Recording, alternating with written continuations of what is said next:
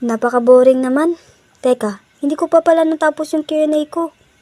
Okay, dahil madami na rin ang nagtatanong, ito na, sasagot na ako. Kaya ko ba talaga itong sagutin?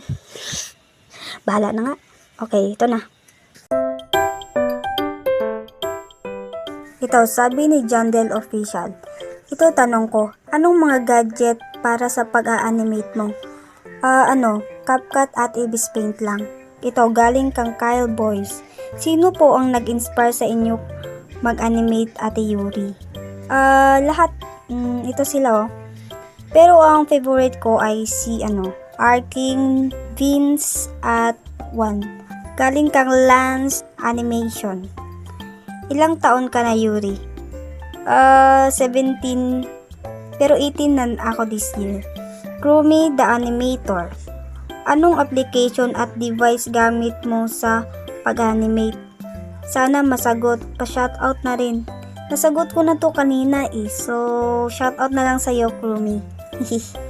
Ace Animation. Ate Yuri, sino po ang gusto nyong animator na makakolab na hindi nyo pa nakakolab?